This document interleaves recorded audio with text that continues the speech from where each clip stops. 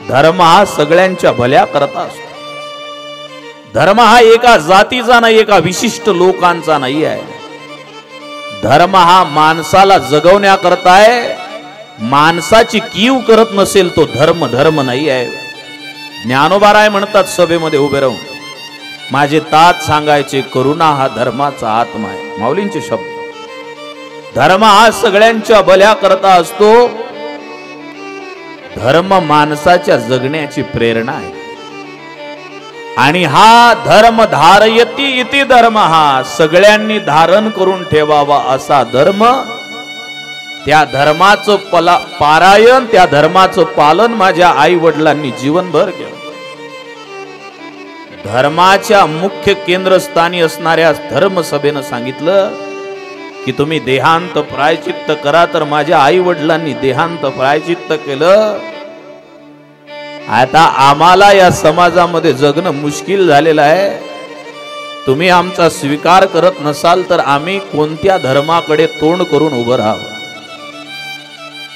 सगळ्या विद्वत जनाच्या हृदयाला पाझर फोडला ज्ञानोबारायांच्या शब्दांना. हे हजारो पुस्तक एकत्रित केल्यानंतर निघणारा सार ज्ञानोबा 4 वाक्य बोलले माऊली. धर्म हा करुणेची मूर्ती आहे. धर्म हा सगळ्यांच्या भल्या करता आहे. जो धर्म दुसऱ्याला त्रास देत असेल, एकाला तुच्छ लेखत असेल आणि दुसऱ्याला श्रेष्ठ लेखत असेल, तो धर्म नाही आहे. सगळ्यांना मानवतेनं जगवणारा तो खरा धर्म आहे. सगळ्यांना आपलंस करणारा तो धर्म आहे. धर्म नहीं कहता है किसी के घर लूटो बर्बाद करो. धर्म नहीं कहता है किसी के जीवों पर हथियार धरो. धर्म नहीं कहता है किसी के मजहब पर आघात करो. धर्म नहीं कहता है किसी के बहू बेटी पर निगाह करो. ये जो बातें भूल गए हम फेर फेर दोहराएंगे. आज धर्माच्या नावानं हे जे काही तांडव करत आहेत, तलवार हातात घेऊन तू माझ्या धर्माचा हो म्हणताय, त्यांना खरा धर्म नाही समजत. ज्यांना त्रास होतो त्या त्रास होणाऱ्यांना त्यांचा त्रास दूर करण्याकरता मदत करतो, त्याचं नाव धर्म आहे. आणि हे धर्मावरचं भाष्य माऊलींनी थोडक्यात केलं. सगळ्यांना पुन्हा प्रणाम केला आणि सांगितलं आता तुम्ही विचार करा. त्या सगळ्या विद्वानांनी ग्रंथाची पानं पलटले आणि प्रश्न उपस्थित केला. तुमच्या वडिलांनी देहांत प्रायचित्त करण्याच्या अगोदर शिक्षा म्हणून काही भोगलं का? ज्ञानोबाराय म्हणतात, त्यांच्या गुरूंनी सांगितलेल्या प्रमाणे 3 कृच्छे 3 चांद्रायने आणि त्यावेळेचे जात कर्मादी सगळे संस्काराची विधी केली माझ्या वडिलांनी. म्हणजे त्यांनी त्यांची शिक्षा भोगली. आणि त्यानंतर त्यांनी सभेमध्ये प्रश्नही उपस्थित केला, मी देहांत प्रायचित्त घेतल्यानंतर माझ्या लेकरांचा स्वीकार कराल का? कोणत्याच विद्वानाने उत्तर दिलं नाही. माझे आई वडील निघून गेले. सगळे विद्वान शांत झाले. शास्त्राचा सिद्धांत सांगतो, करुणेनं, आचरणाने आणि सत्याने भारलेले जे शब्द असतात त्यापुढे वांजोट्या शब्दांना स्तब्ध व्हावं लागतं. माऊलीचं खरं आहे बोलणं. माऊलीचं अंतकरण करुणेनं भरलेलं आहे आणि बाजू सत्याची आहे, खरी आहे. शास्त्राला सुद्धा स्तब्ध व्हावं लागतं, शास्त्राला सुद्धा चूप बसावं लागतं. सगळ्या पंडितांनी आपले ग्रंथ शोधले आणि शास्त्रीजी बोलायला लागले. आपल्या वडिलांनी जे देहांत प्रायचित्त केलं, त्यांनी त्यांचं जे भोगायचं ते भोगलं. आता तुम्ही कशा प्रकारे जात कर्मादी संस्कार करावे, तुमची मुंज कशी होईल, तुम्ही या समाजात कसं वावरायचं याचा उल्लेख कोणत्याच शास्त्रामध्ये नाही आहे. पण आम्ही या सभेचे अधिकारी म्हणून हा निर्णय देतो की आपण ईश्वर चिंतन करावं. समाजापासूनची अलिप्तता जी आहे, ज्याचा तुम्हाला त्रास होतोय, त्या अलिप्ततेला बाजूला सारून सदा सर्व काळ भगवान परमात्म्याच्या चिंतनात मग्न राहावं, या सभेचा तुम्हाला अंतकरणपूर्वक आशीर्वाद आहे। आणि हे तुम्हाला पत्र देण्यात येते। अजूनही नाथबाबांच्या पैठण नगरीमध्ये ते पत्र आहे, भांडारकर प्राच्य विद्या परिषदेमध्ये ते पत्र आहे, त्याच्यावरती सगळ्या कुळाचा इतिहास लिहिला आणि शेवटी रामशास्त्रींसारख्या महान शास्त्रींनी सह्या करून वर लिहिलं की या चारही भावंडांना कोणत्याही प्रकारचा दोष नाही आहे। या चारही भावंडांनी यांच्या पद्धतीने भगवंताचं चिंतन करावं आणि ते शुद्धीपत्रक भावंडांच्या हाती दिलं। आनंद झाला। आज माझ्या वडिलांना, माझ्या आईच्या अंतकरणाला परम प्रसन्नता वाटत असेल, आज त्यांचं समाधान झालं असेल आणि सभेच्या बाहेर पाऊल टाकलं। समाज एवढा दृष्ट असतो महाराज, एवढा दुष्ट असतो।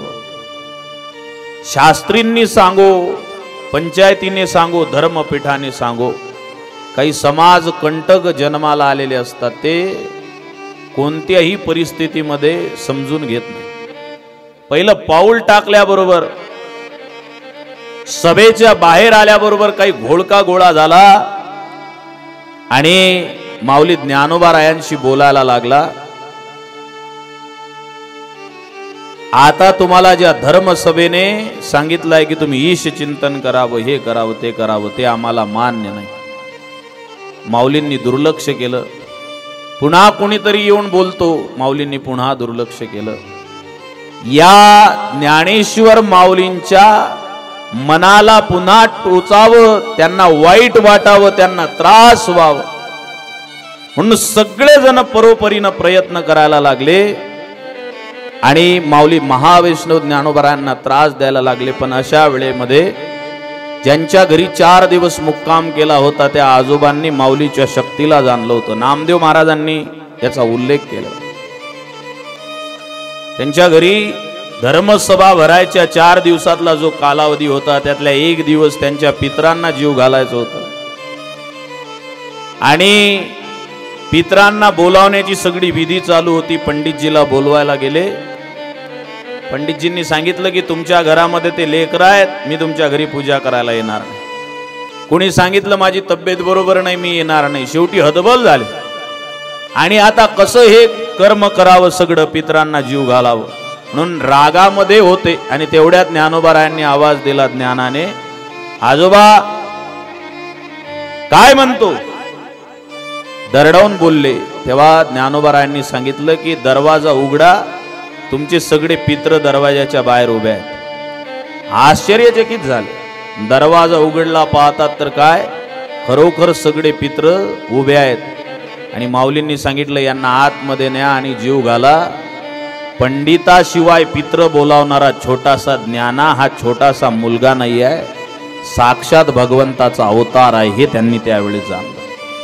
माऊली ज्ञानोबारायांना प्रणाम केला आणि ज्या वेळेस लोकांनी धर्मसभेनंतर छेड काढली तेव्हा हा वयस्कर असणारा व्यक्ती ज्ञानोबारायांच्या चरणी नतमस्तक झाला आणि सांगतात, अरे याला छोटासा मुलगा ज्ञाना समजू नका, हा भगवान परमात्म्याचा अवतार आहे। आणि झालेला प्रसंग त्यांनी सगळा सांगितला।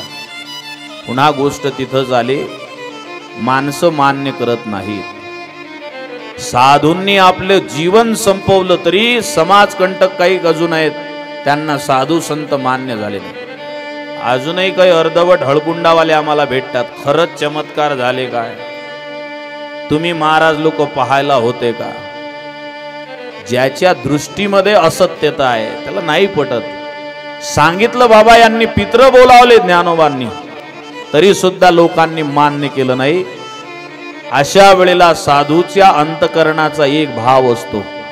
आपण सगळेजण, मी सुद्धा त्याच्यात, तुम्ही सुद्धा त्याच्यात भक्त आहोत, साधक आहोत। साधकाच्या अंतकरणाचा एक भाव असला पाहिजे, जनतेची मान्यता कुठपर्यंत घ्यायची याला मर्यादा आहे। तुकोबांचा सुंदर अभंग आहे, काय करू आता धरून या भीड, निशंक हे तोंड वाजविले, सत्य असत्यासी मन केले ग्वाही, मानियले नाही बहुमता, वाईट वृत्तीचे 10 माणसं जरी एखादी गोष्ट म्हणत असतील तरी सज्जन एकटा असेल तरी त्यानं त्याच्या मान्यता द्यावी नाही।